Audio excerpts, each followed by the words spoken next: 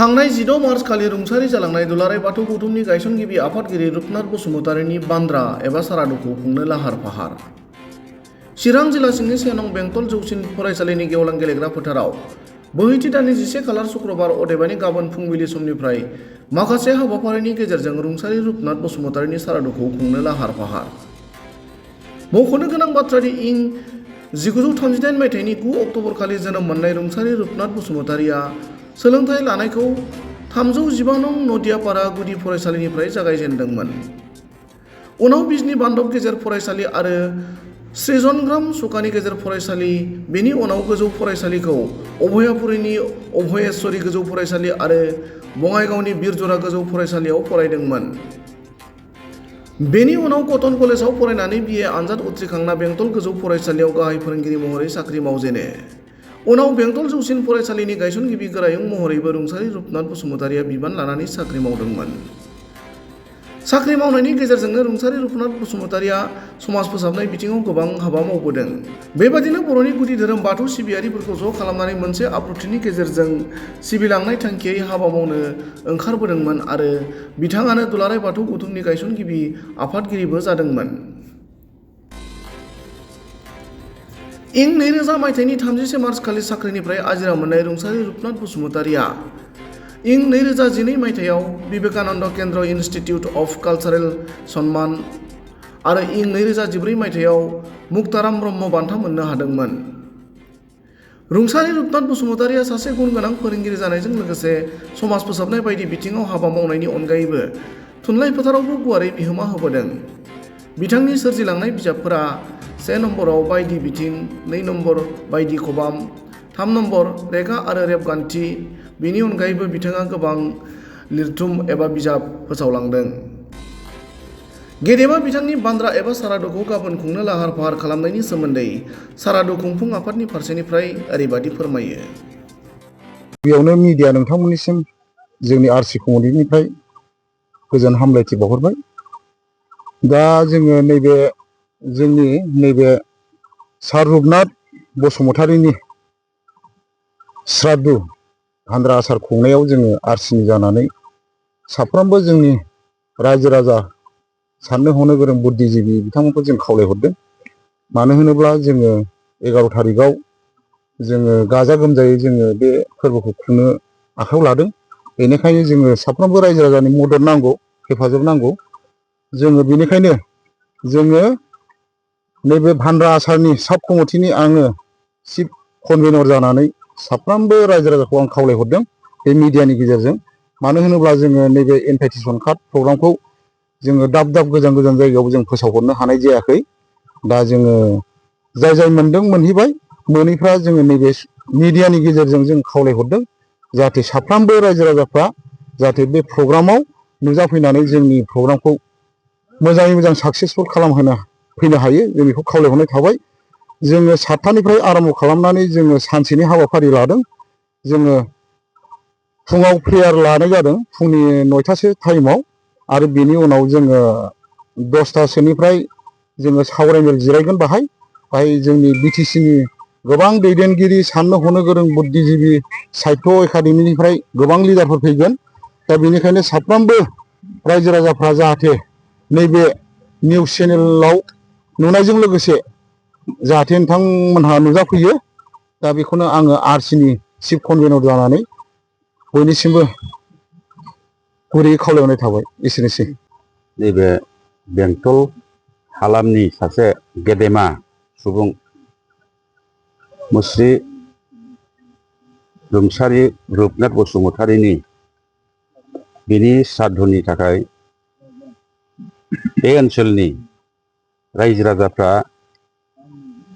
मोनसे फैगौ 11 थारिख खालि भज मोनसे बिनि मुङै मोनसे लाइसि आरो बिनि मुङै गुबुन गुबुन जायगानिफ्राय सफैनो हानाय गेदेमा बिथांमोनखौ हांख्रायनानै बेवहाय मोनसे सावरायमेलजों लोगोसे मोनसे भजखौ खुंनाय जादों। दा बिनि थाखाय रुंसारि रुपनाथ बसुमतारीनि श्राद्धआव हांख्रायनो थाखाय मोनसे हांख्रायलाय साफायनायबो जादोंमोन नाथाय बे हांख्रायलायखौ गुबुन गुबुन जायगायाव बिसेस उसुबिदानि थाखाय हयथ' सौहैयाखैबो जानोबो हागौ। दा बेखायनो जोङो दिनै नैबे बिथां मेडियामोननि गेजेरजों जाहाथे गुबुन गुबुन दाब दाब जायगायाव थानाय नैबे रुपनाथ बसुमतारीखौ मोजां मोनग्रा, रुपनाथ बसुमतारीया जाहैबाय बाथौ धोरोमनि संगठननि गिबिसिन आफादगिरि। दा बे हिसाबै दिनै आसामल' नङा, आसामनि दाब दाब जायगायाव थानाय बाथौ धोरोमनि सुबुंफोरा बे नैबे 11 थारिखआव सौफैगोन। दा सोरबाफोर जुदि बे लाइजामखौ मोनालासेनो जुदि आन्दायनानै थादोंब्ला नैबे मेडियानि गेजेरजों बिथांमोनखौ खावलायहरनाय जाबाय जाहाथे बिथांमोनहा 11 थारिख खालि प्रग्रामाव होनाय बायदियै जाहाथे नैबे बेंटल हालामाव नुजाफैनानै बिथांनि जिथु माने श्राद्ध दङ बाहाय नुजाफैनो थाखाय जों हांख्रायहरनाय जादों। दा बे प्रग्राम मथे 7:30 बाथौ फोथारनाय जाहैगोन आरो बेनिफ्राय 8टायाव बे रुंसारि जालांनाय न'खरनि गावनि बिसिजों लोगोसे न'खरनि फिसा फिसौफ्रा बिथांनि जिथु माने बे थानसालि बेवहाय मान बावगोन, सिगाङाव मान बावग्रोगोन।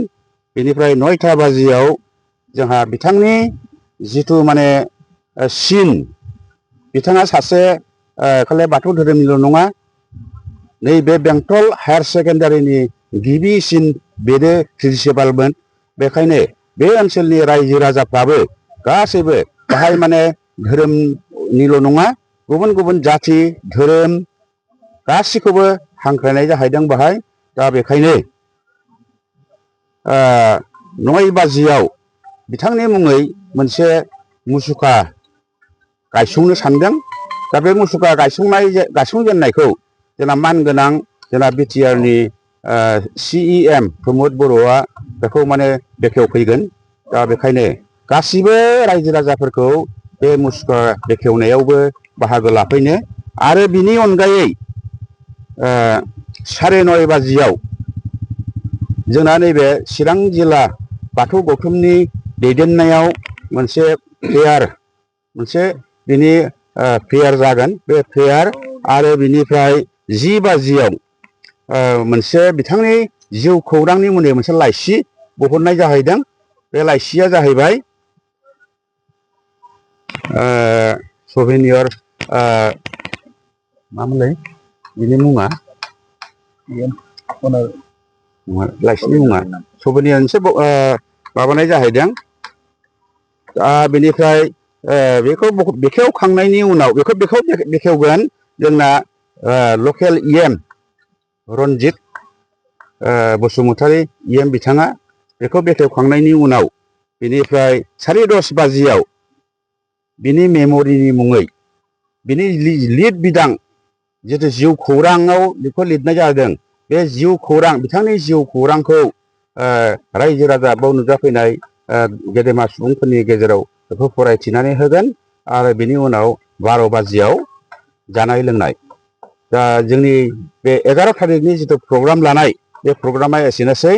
दा बेनिखायनो दाब दाब जायगायाव थानाय बाथौ धोरोमारिनि गौथुमजों लोगोसे बिथांखौ मोजां मोनग्रा, बिथाङा थुनलाइनि मानसिमोन, थुनलाइनि गोबां मानसिफ्रा बिजों जगाजग खालामहरदोंमोन।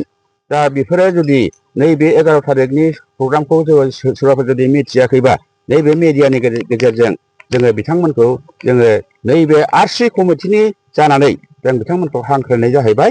दा बेखायनो जोङो नैबे मेडियाखौ जोङो साबायखर होबाय जाहाथे मेडिया बिथांमोनहाबो जाहाथे गुबुन गुबुन दाब दाब जायगायाव नैबे दिनैनि बे 11 थारिखनि जिथु जानो गोनां जिथु प्रग्राम, दा बिथांमोनहा जाहाथे बेखौ गोसारहोयो। बिथांमोननि गेजेरजों जाहाथे जोंनि नैबे रुपनाथ बसुमतारीखौ मोजां मोनग्रा गासैबो रायजो राजा बिथांमोनखौ जाहाथे माने बिथांमोना जाहाथे फैनानै बिथांनि बे गोथार बे श्राद्धनि सानाव जाहाथे माने आशीर्बाद होफैयो। बिथांनि आत्माया जाहाथे सोरगोआव थाहैनानै आलो गोजोनै थाहैनो हायो। जाथिनि खामानि मावनाय, हारिनि खामानि मावनाय, समाजनि खामानि मावनाय, दा बिनि थाखाय जाहाथे माने बयबो रायजो राजाफ्रा ज' ज' जानानै बे श्राद्धखौ खुंनो आखायाव लानाय जादों। बे जाहाथे मोजाङै मोजां जाफुंनो होनो हायो। दा बेखायनो जोङो आरसि कमिटिनि जानानै गासिबो रायजो राजा बिथांमोनखौ जोङो दिनै हांख्रायहरनाय जाबाय।